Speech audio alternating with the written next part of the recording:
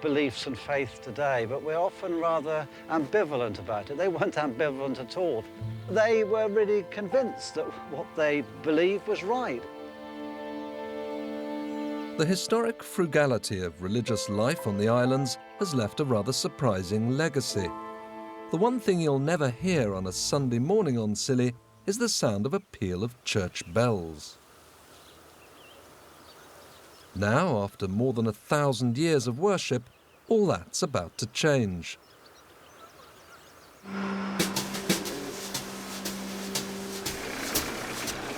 Over on the mainland, the historic port of Penzance is the main supply point for almost everything the Isles of Scilly need. Most of the essentials required to sustain life on the islands are carried across in the old supply ship, the Gree Maritha. And today, a very unusual cargo is being loaded up. This magnificent set of brand new church bells has arrived after a long journey from London. They've never handled anything like this before here, and with the bells weighing in at over 2 tons, loading up is being done very gingerly. Once all is safely secured, the old Gree is on her way, steaming out into the Atlantic on a course due west to England's remotest parish. Quite what the islanders will make of her extraordinary cargo, only time will tell. Back at Old Town Bay, on the face of it, these seem to be happy days for Hiki, the newly engaged island vet. Today she's busy in the front garden, aided by Leo, her eccentric bull terrier. She's tending the vast echium plants that have recently sprung up. These only grow in the warmest areas of the southwest, and Hiki unwittingly has produced some of the largest on Scilly. The vet, though, is not the most experienced of gardeners. You all right, Hiki? What are you doing down there? Well, actually, I was just weeding a little bit. Yes, yeah. Leo, come on. What happened there, then? Well, hang on. Are you okay? Well, yes, I'm fine, actually. I had a soft landing in this plant, which is not a weed. Oh, well. Oh, dear, oh, dear. Well, it's always with me, you know. It's always something happening. In Hiki's personal life, things couldn't be better. The wedding preparations are going well. And over the last few months, her son Sammy has started to get on extremely well with her fiancé Alistair. The two have become almost inseparable. But professionally, things couldn't be worse. Her budding family's financial security depends completely on the tiny surgery attached to the back of the house. And Hiki's realised it's just not up to the job. It's just too small. If you look, I don't know where I can store all my medication anymore. Look at that. It's cramped to the brim, everything falling over. And that one is also full. And here, which is the workspace, just a rather small examination table. For a small cat, small dog, it's not a problem, but just imagine a Newfoundland on the table or an Irish wolfhound. He's hanging 1/2 meter off the table. Some of them, you know, might have a problem that I can't diagnose because I don't have the proper equipment for it, and then they have to go to the mainland, and obviously on the mainland they get treated, probably also much more expensive than me, but I lose out completely then, you know. So you're losing work? Absolutely, yeah. Hiki and Alistair have now decided that if they're to remain on the islands as a family, there needs to be some radical thinking. And this is on 2 levels, or? Yeah. Yeah. Kitchen, diner, lounge. Your living area is nice, isn't it? Now a possible lifeline has emerged. It's by no means a done deal, but if it comes off, it could save their idyllic life here. X-ray room, 2 bedrooms, bathroom. Nice, this is really nice.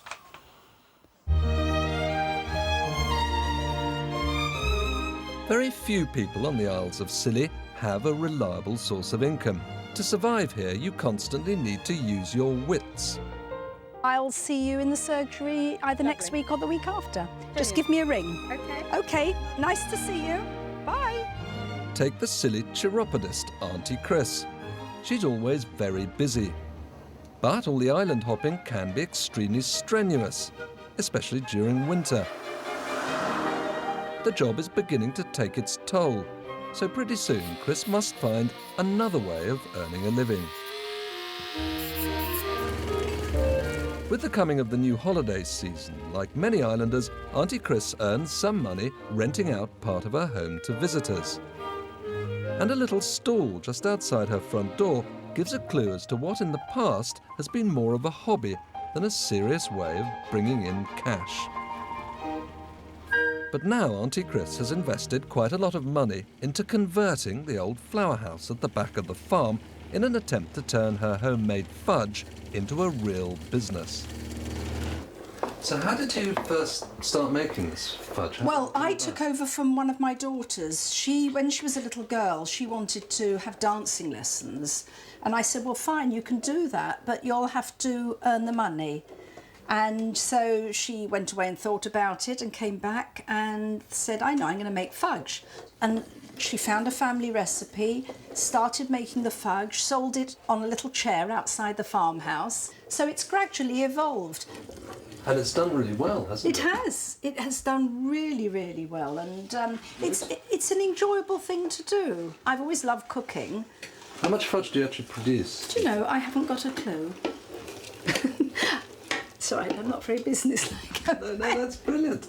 All I know is it makes enough money to do all the renovations for these sheds.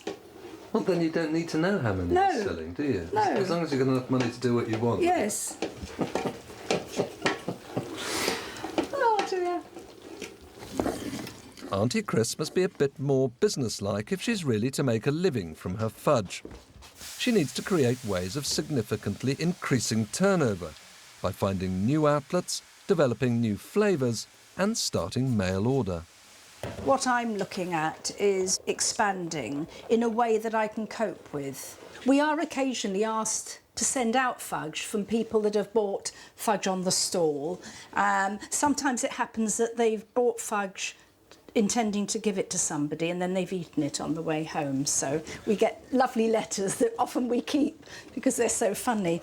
So yes, it's expansion that's manageable because I still want to enjoy doing it. I don't want it to become a sort of chore or something I dread doing. The trouble is that Auntie Chris is very new to the hard-nosed outside world of commerce and industry. She's not at all sure how to even set about beginning to expand the business.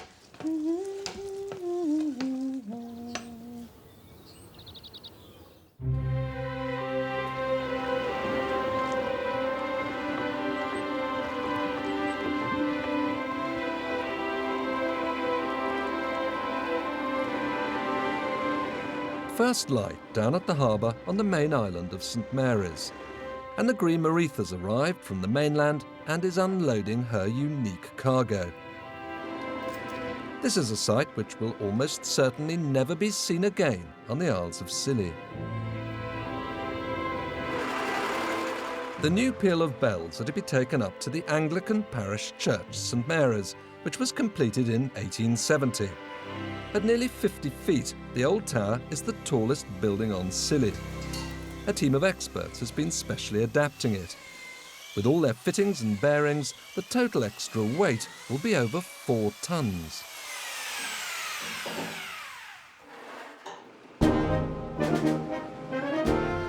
Down in the town, the new arrivals are attracting a lot of attention. Their journey up to the church is taking far longer than expected because everyone wants to see them. It's been a long-held ambition for the islands to have church bells, and now the £135,000 required has at last been raised. I think it's tremendous, absolutely tremendous. What an achievement for the islands to raise the money for the to bring the bells here. I think it's terrific. And it's been a hell of a turnout, hasn't it? Oh, yeah, it's tremendous interest, isn't it? Goodness me. You don't put bells into churches very often. It's a fairly rare occurrence, and to happen on the islands as well, with all the logistics of getting the bells over here, it's a special day for Scilly. For one islander in particular, today has a special significance.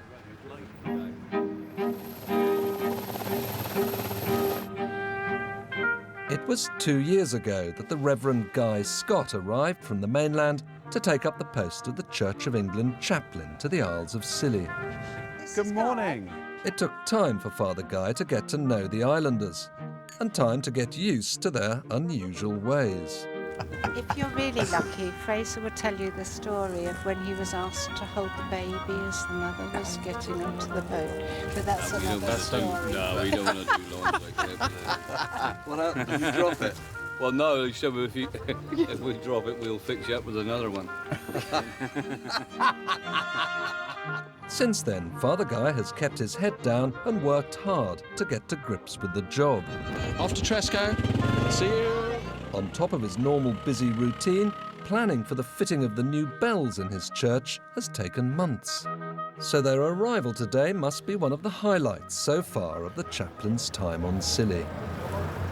It's a fantastic day and very historic because, of course, we've never had bells before like this. I'm struck by the beauty of them. I think they're quite stunningly beautiful. And of course, we're putting them outside the west front of the church till the hallowing, and then they will go up into the tower. So, yeah, after that, you don't see them, you just hear them. Now, you're a bell ringer yourself, aren't you, Guy? That's right. I bet you can't wait to go. I can't, no.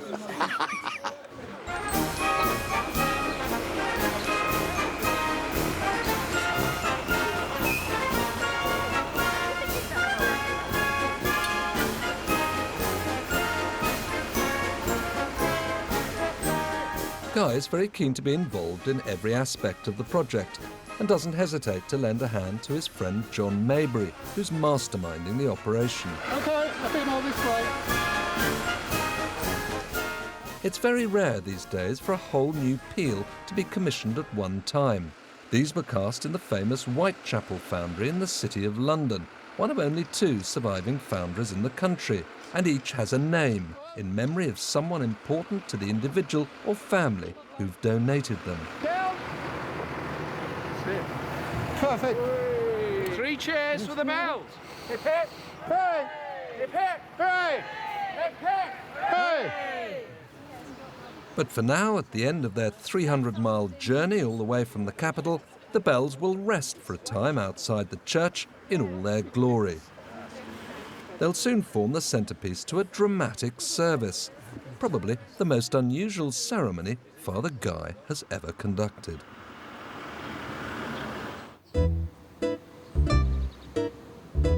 Across at Old Town Bay, Leo is looking a little lonely. In fact, Hiki and her friend Carol from the Airfare Cafe are heading up the hill behind the house on what at first sight appears to be a very strange mission. Follow me upstairs, around here. Coffee. Yeah. Okay, here, take the coffee. Won't spill it on your new carpet. Oh. In the front, huge window. Wow. Look out to the sea, to Treasure Beach. Right. So what do you think? It's going to be lovely. It's quite exciting, isn't it? They're talking through plans to build a brand new veterinary surgery for Scilly. This is the entrance to the surgery. This is the entrance to the private To the part. accommodation, yeah. We go into reception, like, OK. you can sit down, wait for your appointment. And what's more, it won't be costing Hiki a penny. Lovely Hiki actually will be in here. Come in, please. No, I am in my surgery. Oh, look at this. Yeah. The money for the project has all been raised by the island's vet support group, The plan is to build a state-of-the-art surgery with operating theatre, X-ray room and dispensary. Now, Okay, so we're in we go surgery. here into the operating theatre. I will have my newly scrubbed hands like this, I'm just thinking. and I go in there like this. Yeah. Best of all, there'll be accommodation. And it's even got a large garden. And I want some daffodils, Yeah. vegetables. The veterinary support group does not want rent for this. And that would be so much better for me, you know, because in the old house, which belongs to the duchy, I have to pay quite a lot of rent. But I wouldn't have to pay rent at all if I live here. You know, it could be a great help because I really haven't made any money. I've probably made, what do you say, a loss or something, quite substantial loss. I still have savings in Germany, but I don't want to use it up completely just to keep me going here. The best thing that's happened to you for a long time, I think. This would be perfect. I can't see anyone who won't benefit from this, to be honest. Anyone who needs a vet at any time. Yeah. I'm very excited. The surgery is intended for whoever is the vet in the future, not just Hiki. But there's one huge obstacle. Getting planning permission to build anything on these islands is extremely difficult. Very few buildings are ever constructed. Over on the most southwesterly island of St Agnes, there's only been one new building allowed in the last 25 years. So even a new vet surgery is bound to have opposition.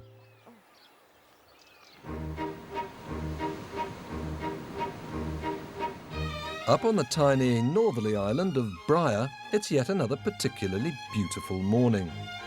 But behind her old farmhouse, Auntie Chris is not having much time to enjoy the sunshine. The budding entrepreneur has hit on an idea which could help launch her ambitious new business plans. Across on the main island of St Mary's, every few months there's a local produce market, a new initiative to encourage people to make more of their own food and reduce imports. Okay, thank you. Auntie Chris knows that most island shopkeepers will also be at the next market, to be held in a few days' time, and that if she's really serious about increasing her outlets, this is her chance to win them over. Her sister Marion, who lives next door, thinks it's the perfect opportunity to see if there really is a wider demand for her fudge. It's vitally important. This local produce market that she's going off to will show, you know, the whole range of the fudge that she's developed, really through quite careful local research. So this is a real test for her. And she puts her heart and soul into it too. She does, she loves it. And she's very proud of it too. She's out in her fudge kitchen into the hours of the night most days, so she really puts an enormous amount of effort and attention into it, and I do so hope it will be a success for her. Although the local produce market is held indoors, its success is dependent on the weather. We hope for a little bit of rain about an hour beforehand, and then people think, oh, this is a bit uncertain, let's go to the produce market. Blazing sunshine, although it's very cheerful, is weather that people will think, oh, right, let's go down and go on the beach.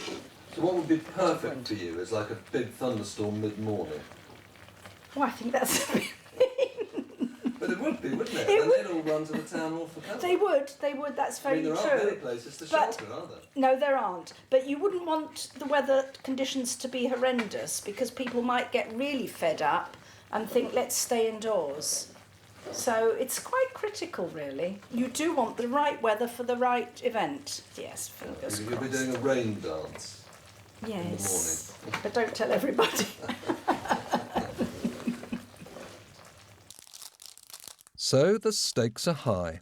If the fudge isn't a hit and Auntie Chris fails to win around the local shopkeepers, it could be a painful introduction into the unfamiliar world of business.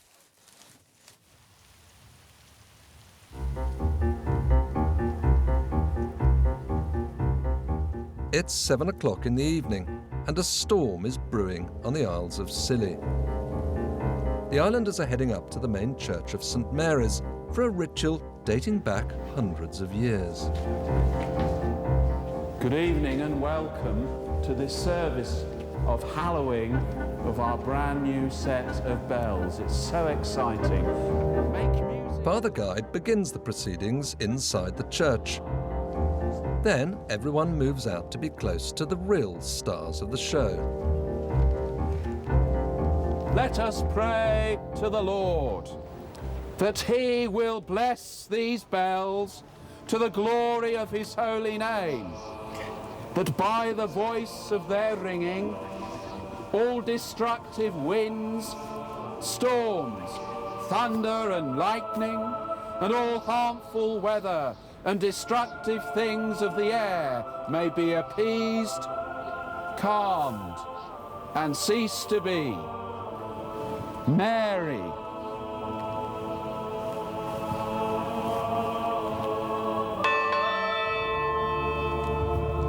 Anne.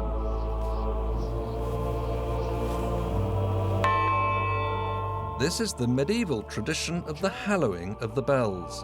Using sprigs of rosemary, Father Guy blesses each bell with holy water. Brian Ann. Then each is dabbed with a special oil, blessed by the bishop. Valerie, I anoint you to the glory of God. The ceremony is designed to protect the bells from evil and to cast off unholy spirits. Edward, I anoint you to the glory of God, the Father, the Son, and the Holy Spirit.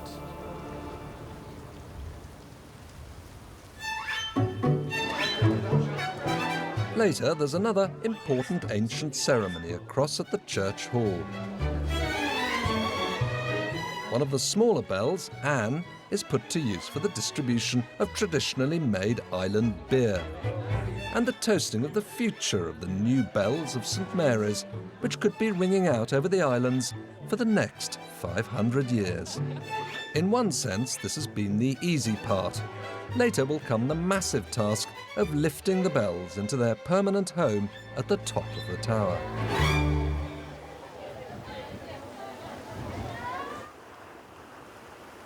At Old Town Bay, there's a growing air of tension.